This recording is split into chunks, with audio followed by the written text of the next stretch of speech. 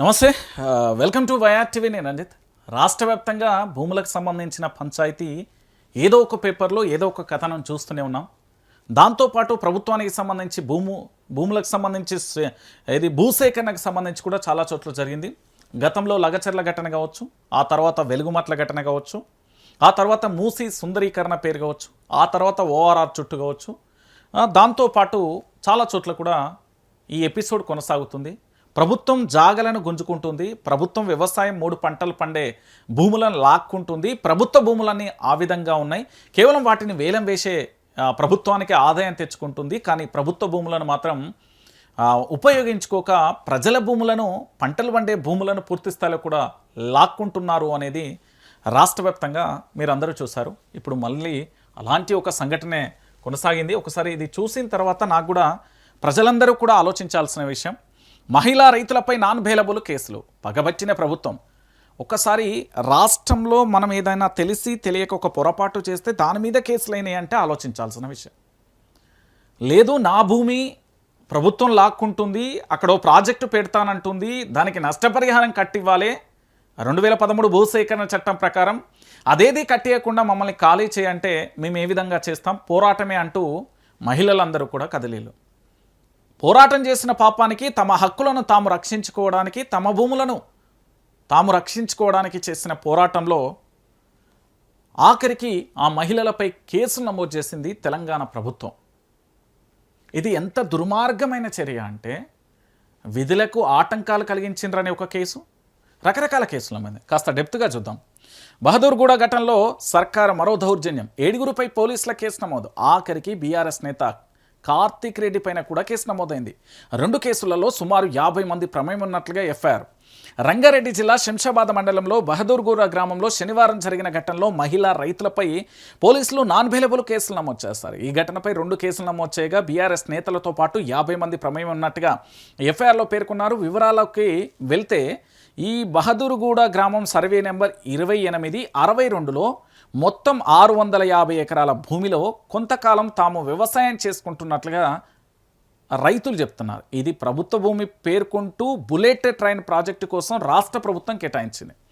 ప్రభుత్వ వాదన ఏంటంటే, ఇది ప్రభుత్వ జాగా, అంటే మా ప్రభుత్వానికి సంబంధించిన జాగా, మీరు ఈ 650 ఎకరాలలో కొంతకాలంగా వ్యవసాయం చేసుకుంటున్నారు కదా, ఇది తాత్కాలికమైంది అంటూ ప్రభుత్వం వాదిస్తున్న పరిస్థితి. అయితే దీంట్లో డెప్త్గా వెళ్తే ఇక్కడ చూడండి, ప్రజలు వ్యతిరేకిస్తున్నారు. బాధిత రైతులు కొంతకాలంగా ఆ ప్రదేశంలో దీక్షకు దిగారు. శనివారం తెల్లవారుజామున ఈ దీక్ష శిబిరాన్ని ఎత్తివేసేందుకు పోలీసులు యత్నించగా రైతులు అడ్డుకున్నారు. దీంతో రైతులు ఎదురు తిరగగా పోలీసులు అరెస్టు చేసి వివిధ పోలీస్ స్టేషన్లకు తరలించారు. కాగా బహదూర్గూడ లక్ష్మీ తండాకు చెందిన ఎవరు రవీందర్, జటావత్ కమ్లీ, జటావత్ మణి, గాయత్రి, మేఘవత్ నీలమ్మ, జ్యోతి, దేవేందర్తో పాటు మరికొంతమంది మీద సెక్షన్ 133, 382/2, 121/1 అంటే బిఎన్ఎస్ యాక్ట్ కింద కేసులు నమోదు చేశారు. క్రైమ్ నెంబర్ 401లో భాగంగా కేసులు నమోదు చేశారు. కార్తిక్ రెడ్డితో పాటు మరో 35 మంది మీద కేసులు నమోదు చేశారు.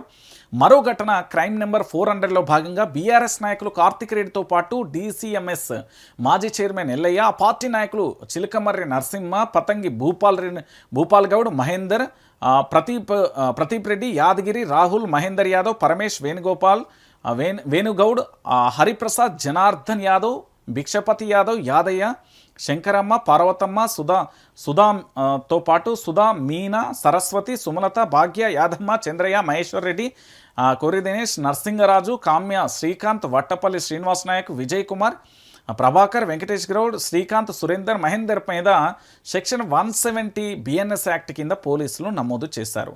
అంటే ఇది ఎందుకంటే వాళ్ళకు సంబంధించి తమ కళ్ళల్లో కారం జల్లీలు, రాళ్లతో దాడి చేసిర్రు అని ఫిర్యాదులో పేరు. అయితే విజయ్ అనే వ్యక్తి పోలీసులకు ఫిర్యాదు చేయగా తమ భూములలో శాంతియుతంగా ఆందోళన చేస్తున్న వారిని రెచ్చగొట్టి తమ మీద ఆ కేసులు నమోదు చేసిర్రు అంటూ కూడా ఇక్కడ భూమికి సంబంధించిన బాధితులు ఆరోపిస్తున్న పరిస్థితి కనబడుతుంది. ఇక్కడ విషయం ఏంటంటే, ప్రభుత్వ భూమి అని ప్రభుత్వ వర్షన్ లేదు, ఇది మా భూమి, ఇక్కడ మేము వ్యవసాయం చేసుకుంటున్నాం అనేది ఈ తండావాసుల ఆరోపణ. అలా స్పష్టంగా కూడా వ్యవసాయం చేస్తున్నారు, అది కళ్ళకు కనబడుతుంది, వాస్తవం.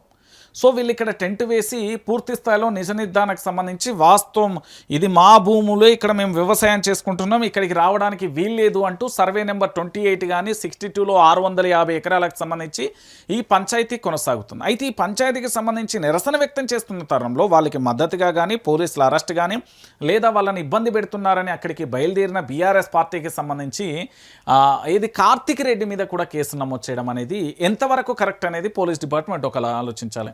అయితే మొత్తం ఇక్కడ 50 మంది మీద ఎఫ్ఐఆర్ నమోదైంది. ఈ 50 మందికి సంబంధించి దాంట్లో పాటుగా వాళ్ళ పరామర్శకు కానీ వాళ్ళకు మద్దతుగా వెళ్ళిన వాళ్ళ మీద కూడా కేసులు నమోదు కావడం, మహిళలని చూడకుండా వాళ్ళ మీద ఈడ్చుకెళ్ళి వాళ్ళ మీద కేసులు కూడా నమోదు చేయడం. పోలీసుల వాదన ఏంటంటే కారం చల్లిండు, రాళ్లతో కొట్టిర్రు అనేది ఒక వాదన. అక్కడ పూర్తిగా లైవ్లో విజువల్లో మనం చూడొచ్చు, వీడియోలు కూడా ఉన్నాయి, అవన్నీ కూడా చూడొచ్చు. కానీ ఇంత దారుణంగా ఎందుకు కేసులు పెట్టారు అనేది కూడా వాదిస్తున్న పరిస్థితి కనుక. సో ప్రభుత్వం అణిచివేసే ధోరణి, ప్రభుత్వ ఆలోచన ధోరణి చాలా స్పష్టంగా ఉంది. ఎట్టి పరిస్థితులలో ఏంది అంటే అణిచివేతలకే ప్రాధాన్యత ఇస్తాం తప్ప ప్రజలకు పట్టం కట్టే దిశగా ఎక్కడైతే ప్రభుత్వం కనబడతలేదు.